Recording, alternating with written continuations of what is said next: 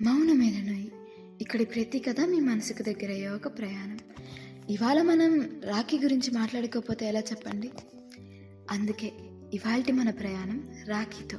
రాఖీ అంటే రక్షాబంధన్. ఇది ముఖ్యంగా అన్న చెల్లెళ్ళు, అక్క తమ్ముళ్ళ మధ్య ఉన్న గొప్ప అనుబంధానికి చిహ్నం. ఈరోజు సోదరి తన సోదరుడి చేతికి ఒక పవిత్రమైన దారం అంటే రాఖీ కట్టి అతను ఎప్పుడూ సంతోషంగా ఆరోగ్యంగా ఉండాలని కోరుకుంటుంది. దానికి బదులుగా సోదరుడు ఆమెకి ఎల్లప్పుడూ తోడుగా అంటే రక్షణగా ఉంటాను అని మాటిస్తాడు. అలానే వాళ్ళకి చిన్న చిన్న బహుమతులు ఇవ్వడం ఈ ఆచారంలో ఒక ఆనవాయితీ. ఇంకా ఈ పండగకి చాలా పురాణాలు కూడా ఉన్నాయి. అందులో ఒక ప్రాచుర్యమైన కథే మన శ్రీకృష్ణుడు మరియు ద్రౌపది గురించి. ఒకసారి కృష్ణుడి వేలికి ఏదో గాయమైతే ద్రౌపది వెంటనే తన చీర అంచు చించి అతని వేలికి కట్టిందట. దానికి కృష్ణుడు చాలా సంతోషించి ద్రౌపదికి ఏ కష్టం వచ్చినా ఎప్పుడు రక్షణగా ఉంటాను అని మాట ఇచ్చాడు. అందుకే మహాభారతంలో కౌరవ సభలో ద్రౌపది వస్త్రాపహరణం జరుగుతున్నప్పుడు కృష్ణుడే ఆమెను కాపాడాడు. ఆ తర్వాత భవిష్యోత్తర పురాణ ప్రకారం సూరాసురు యుద్ధం సమయంలో దేవలోకంలో చాలా గందరగోళం నెలకొంది. దేవలోకాధిపతి అయిన ఇంద్రుడు అసురులతో యుద్ధం చేస్తూ బలహీనుడైపోయాడు. అప్పుడే ఇంద్రుడి భార్య సచీదేవి, అదే ఐంద్రి, ఇంద్రుడిని కాపాడడానికి ఒక పవిత్రమైన దారం తయారు చేసి ఆ దారాన్ని ఇంద్రుడి చేతికి కట్టింది. కామాలతో పూజ చేసా తండ్రి, ఈ దారం నిన్ను కాపాడుతుంది అని కోరిందట.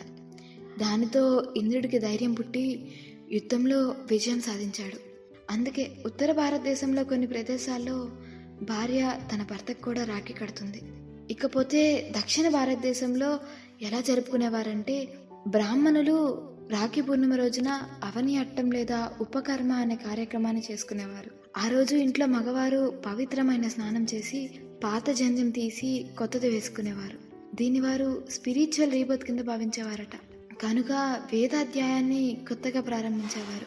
అయితే ఇప్పుడు మన నగరాల్లో మన ఇంట్లో కూడా రాఖీని చాలా ఘనంగా జరుపుకుంటున్నాం. స్కూల్స్లో, కాలేజెస్లో, ఇంట్లో అన్ని చోట్ల ఈ పండగ కనిపిస్తుంది. చెల్లెళ్ళు వాళ్ళ సోదరులకి రాఖీ కట్టడం, బదులుగా వారు చాక్లెట్స్ కానీ గిఫ్ట్స్ కానీ ఇవ్వడం, అంతా కలిసి ఒక చక్కటి భోజనం చేయడం, ఇలా చాలా సందడిగా ఉంటుంది. రోజులు మారే కొద్దీ ఆధ్యాత్మిక ప్రాముఖ్యత పోయి అంతా మోడర్నైజ్ అయిపోయింది. కానీ ఈ రక్షాబంధన్ అనేది ఒక పండగ మాత్రమే కాదు, చెల్లికి అన్న మీద ఉన్న ఒక నమ్మకం, అన్న చెల్లికి ఇచ్చే ఒక భరోసా లాంటిది. ఇది మన కుటుంబం, సమాజం మరియు సంస్కృతి మధ్య ఉన్న బంధాలను ఇంకా బలం చేయడానికి ఒక అవకాశం. ఇంకా ఈ రోజున ఇన్నాళ్లుగా నాకు తోడుగా ఉండి ఎల్లప్పుడూ నన్ను రక్షిస్తున్న నా అన్నయ్యలకి అండ్ తమ్ముళ్ళకి రక్షాబంధన్ శుభాకాంక్షలు. అంతే లిజనర్స్, ఇక సెలవు. నేను మీ అమూల్య చోడుశెట్టి సైనింగ్ ఆఫ్.